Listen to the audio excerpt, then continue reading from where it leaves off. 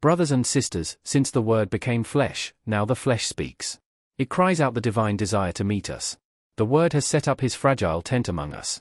How can we not think of the tents in Gaza, exposed for weeks to the rain, wind, and cold? And of those of so many other refugees and displaced people on every continent?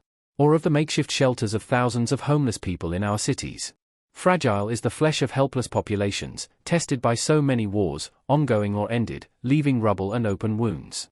Fragile are the minds and lives of young people forced into arms, who feel it right at the front line, the senselessness of what is asked of them and the lies that are imbued in the bombastic speeches of those who send them to die. When the fragility of others penetrates our hearts, when the pain of others shatters our granite certainties, then peace already begins. The peace of God is born from a welcomed cry, from a listen to weeping. It is born among ruins that call for new solidarity. It is born from dreams and visions that, like prophecies, reverse the course of history. Yes, all this exists because Jesus is the Logos, the meaning from which everything has taken shape.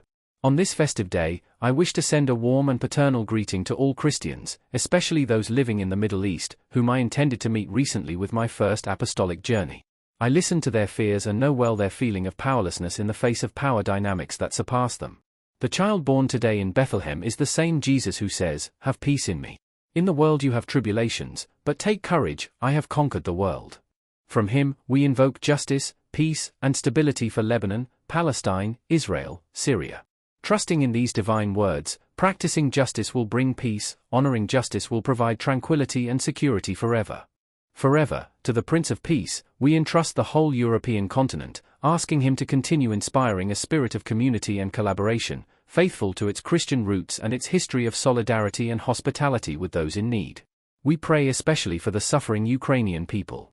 May the clamor of weapons cease and the parties involved, supported by the commitment of the international community, find the courage to engage in sincere, direct, and respectful dialogue.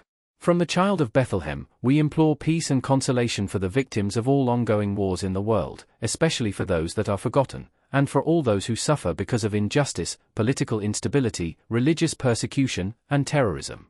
I particularly remember the brothers and sisters of Sudan, South Sudan, Mali, Burkina Faso, and the Democratic Republic of the Congo.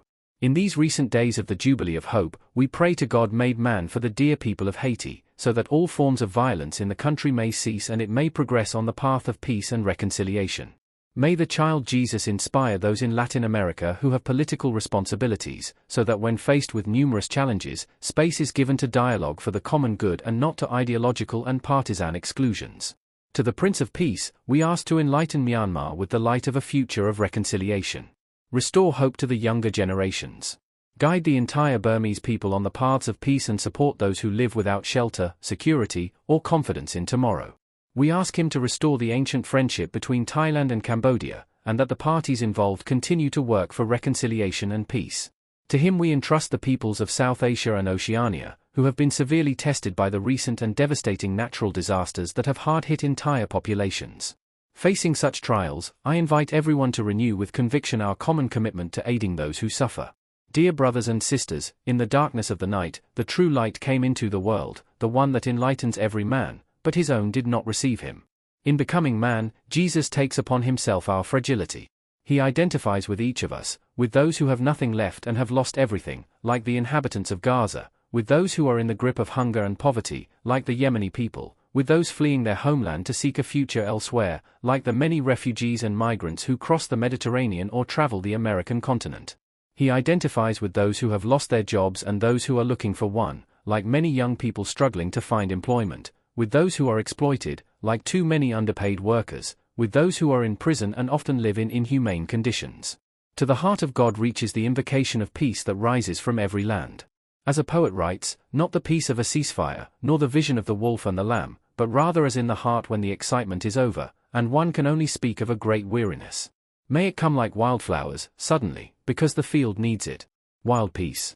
On this holy day, we open our hearts to the brothers and sisters who are in need and in pain, so opening it to the child Jesus, who with open arms welcomes us and reveals to us his divinity.